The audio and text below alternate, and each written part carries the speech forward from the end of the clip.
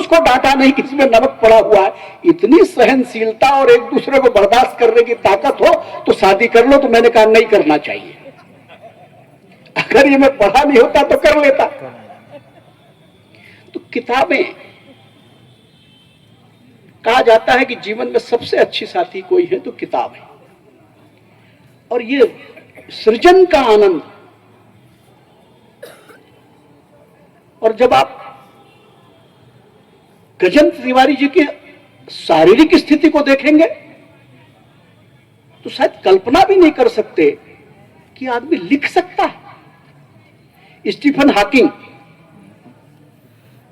इस समय उसको दुनिया का महान वैज्ञानिक, महान मस्तिष्क माना जाता है। उसके शरीर का केवल ये हिस्सा थोड़ा सा हिलता है, इसके अलावा कुछ पूरे शरीर में कहीं स्पंदन नहीं, लेकिन वो अपना श्रेष्ठ दे रहा है। वैज्ञानिक है, खोजता है, करता है, कर नहीं पाता, केवल चिंतन है।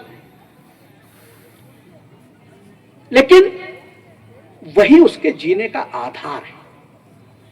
आप गजेंद्र तिवारी जी को भी देखेंगे, ऐसी कठिन स्थिति में उनका जीवन है कि व्यक्ति इस जीवन से मौत की कामना करे, लेकिन वो मौत की कामना नहीं करते हैं। वो अपने जीवन का श्रेष्ठ समाज को दे रहे हैं और उसी के आधार पर वो जीवित है।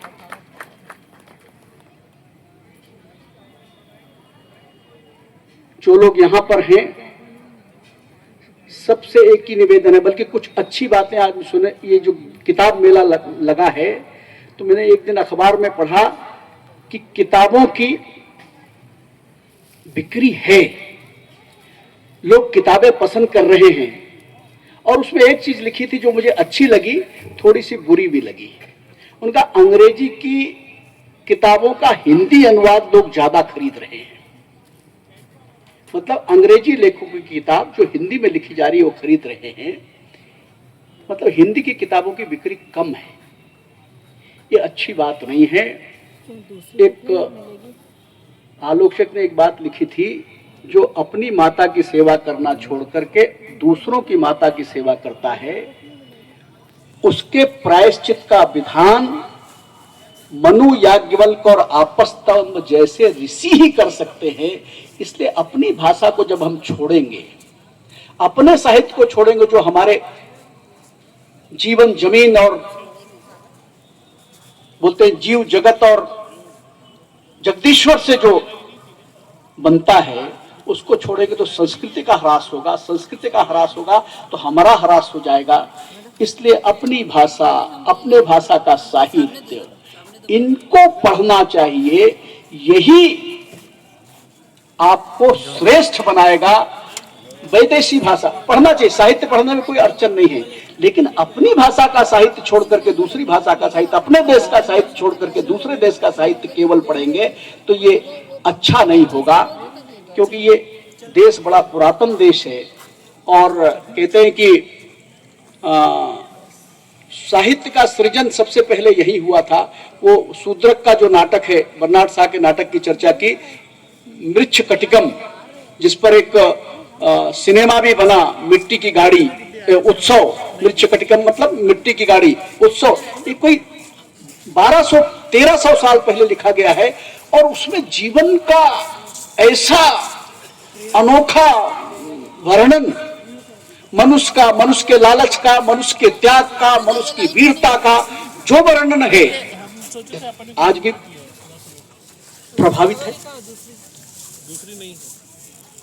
महाकवि तुलसीदास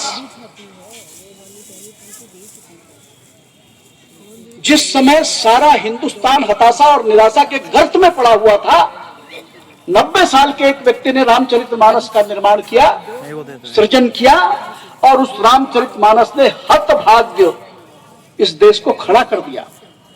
आप सबको मालूम है कि गिरमिटिया मजदूर के रूप में देश से बाहर ले जाए गए लोग दो चीज लेकर गए, एक हाथ में अपने देश की मिट्टी और दूसरे हाथ में रामचरितमानस।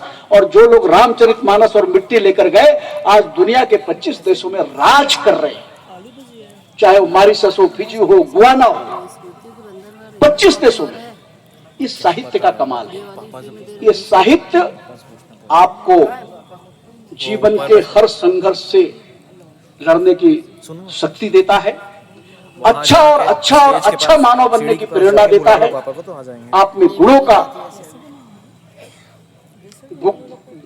गुणों को श्रेष्ठ गुणों को ग्रहण करने का मादा देता है।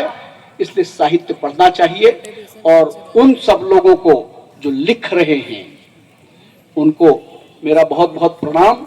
और गजेंद्र तिवारी जी को तो विशेष रूप से लिखना उनके जीवन को बचाए हुए है, अन्यथा शायद वो हमारे बीच में नहीं रहते।